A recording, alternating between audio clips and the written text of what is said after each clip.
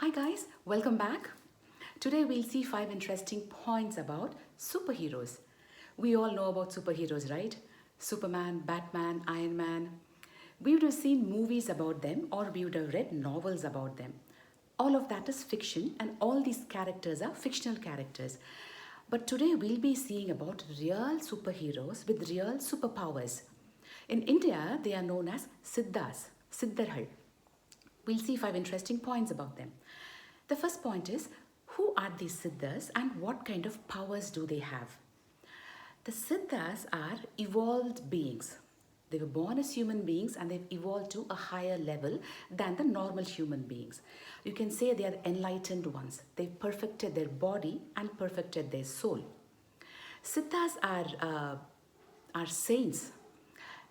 They are scientists who have colossal knowledge about the universe and the function of the universe and everything in the universe. Siddhas are doctors, Siddhas are alchemists, and some Siddhas are even poets.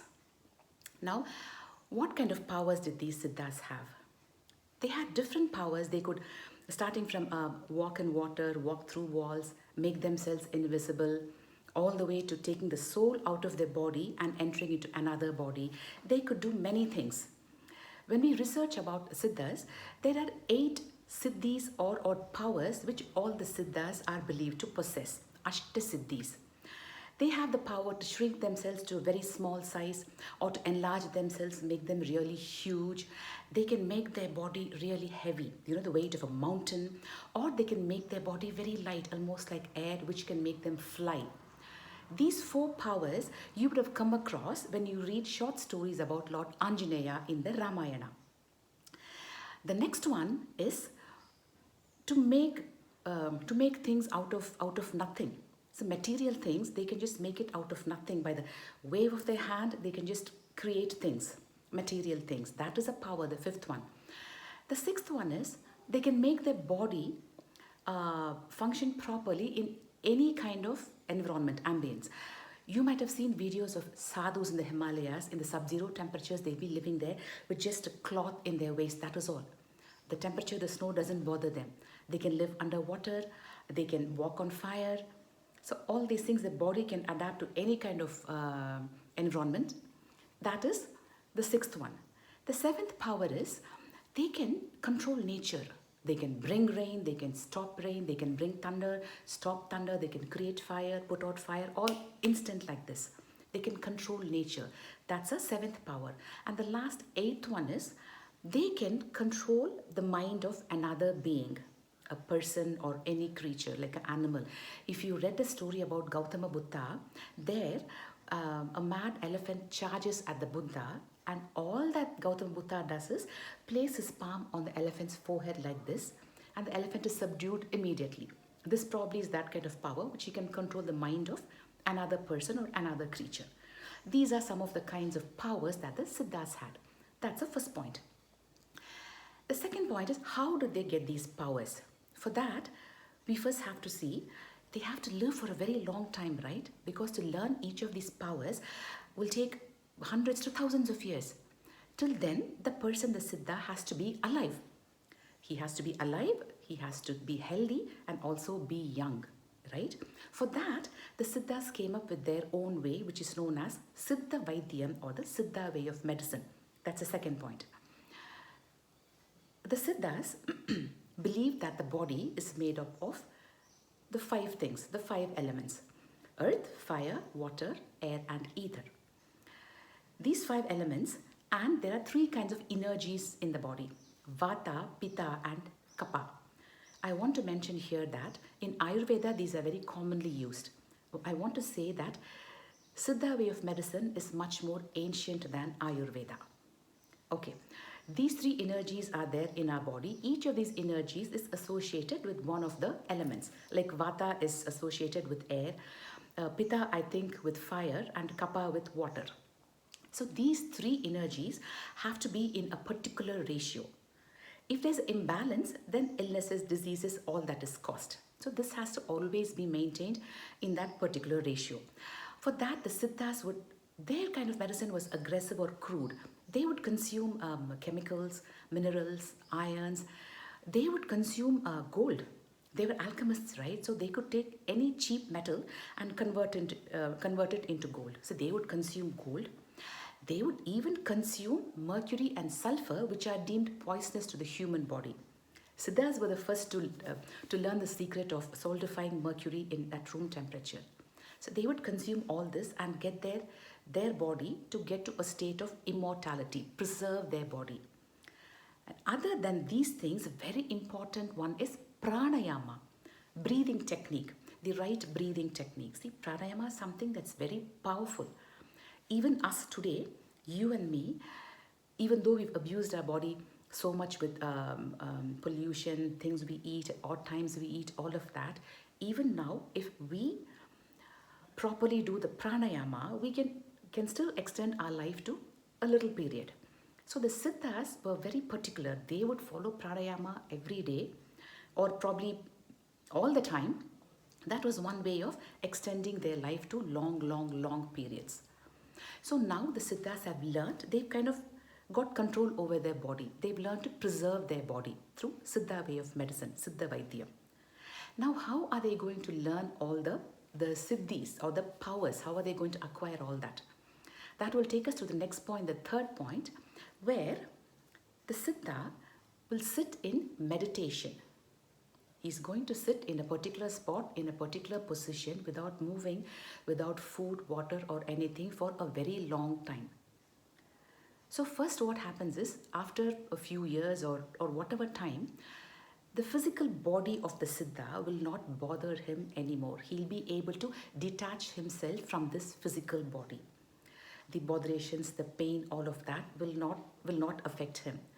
We might have seen, if you read stories on Vishwamitra, you might have seen where he's sitting and meditating and there's an anthill built around him and he doesn't even know that. Okay, so physical body will not bother them. And after that, the mental thoughts, right? Those are such distractions. They will stop after some more time. When I say some more time, it's a few years or few hundreds of years.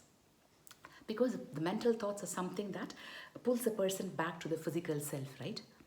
So when the physical body and when the mental thoughts are gone, the Siddha is not in a physical state. He'll be able to come out of the physical life and enter a non-physical life, which means he takes his soul out. The non-physical life is the soul or the ghost. The Siddha can come out of his physical life as a soul. The soul can now travel wherever it wants to go. See, we are humans, right? We have a body, we have eyes. If we see a fire burning, we perceive it by seeing it through our eyes. And if we touch it, we feel the heat with our fingers because we have a body. But the soul does not have a body. It doesn't have eyes. The only way it can perceive something is by mixing with it, blending with it, becoming one with it. So when a Siddha perceives or gets to fire, the only way he can perceive it is to mix with it, to blend with it and become the fire. The Siddha becomes the fire. He becomes the water. He will blend with it in the atom level. The soul will blend in the atom level. Then the soul functions just as the water would.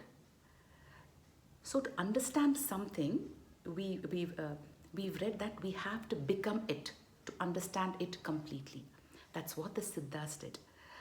They became one with the fire. They became one with the water. Then they knew the way the atoms were combining, how the energy or the force is created, how does it flow, how does it stop. All of these things they knew. When they know everything completely, they know the working of all of this in and out. So the universe functions only with these 5 elements. The energy of these 5 elements and the 4 fundamental forces. The electromagnetic force, the gravitational force, the strong nuclear force, which helps particles combine together in atomic level, and the weak nuclear force. The Siddhas took their soul out of their body, they blended with each of this, they became it, and they learnt how they work. That is how they learnt to control nature, or I would like to say work with nature. This again, guys, is at a high level of what I've learnt. If you need to learn this more in detail, you'll have to do your own research and learn about this. This is how the Siddhas learned the power, and they could control the universe, control the elements of nature. They could do that. This is how. Okay, this is the third point. Now, what happened? Okay, the soul is out there. It's traveling. It's going to different places. It's learning different things. And I've also learned there's a place called Siddhashram in the Himalayas, where such enlightened souls are there. They probably share their knowledge. I don't know. I've not done more research. If you're interested, you can do Siddhashram in Himalayas. The souls are dwelling there. It's known as a city of immortals. The Siddhas are immortals, right? So this body here, what happens to it? The fourth point. When the Siddha decides to go through this, to take a soul out of his body, he picks a day, a time, a place where he's going to sit and start meditating, and he's going to give his associate or his subordinate instructions as to what has to be done and when it has to be done to his body. In most cases, after some time when the Siddha started his meditation, a structure is built around him, sealing his body completely. He's sealed from the outside world. The body stays inside. That is known as a Jiva Samadhi. A Samadhi is a tomb. A Jivan is life. So a life inside a Samadhi, inside a tomb, is known as Jiva Samadhi. If the Siddha desires, the soul can come back to the body there. The body is alive, physically alive. The heart is beating, it has pulse. The body is alive. It stays there inside. That is a Jiva Samadhi. In some cases, I have learned that the Siddhas will tell their subordinates to dispose the body in different ways. But in Jiva Samadhis, the body is preserved inside and it's going to exist there till whenever. The Siddhas have learned the technique to live the same way for years and years. So the body is always going to remain inside the Jiva Samadhi till whenever. Now that is the fourth point. Coming to the last point now, can we pray at Jiva Samadhis? People pray at Jiva Samadhis. Can we? Before we see that, I would like to point out the irony here. Siddhas are people who were against rituals. They were against idol worship. They did not want it. They did not practice any rituals or idol worship.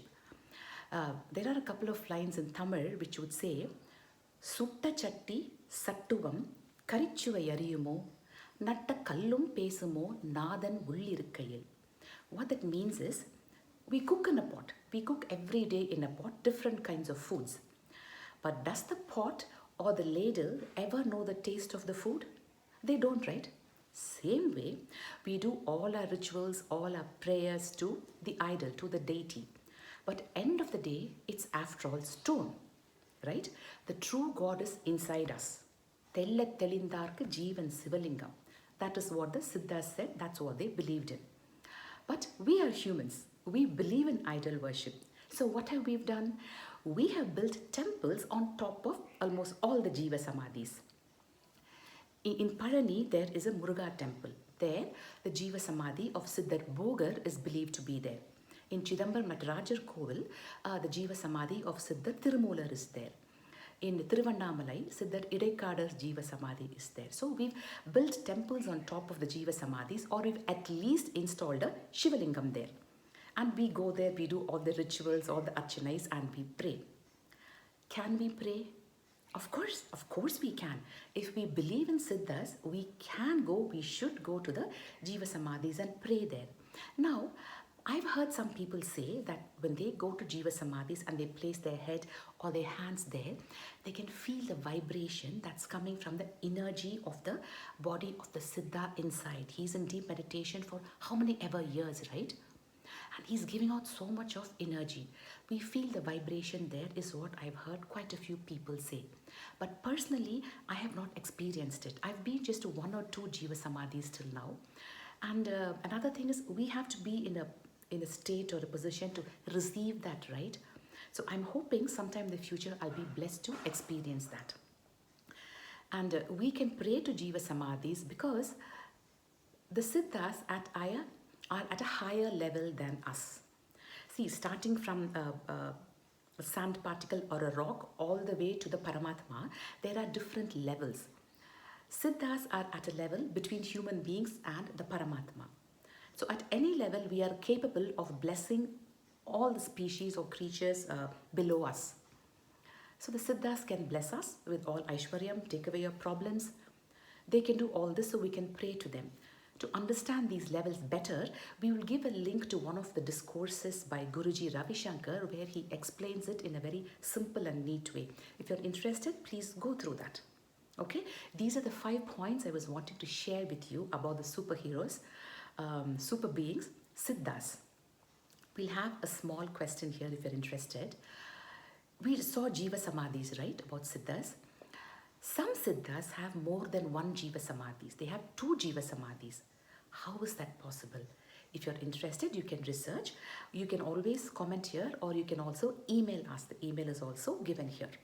That's it, guys. I hope you enjoyed. Let's all be very blessed by Siddhas and by all the smaller gods.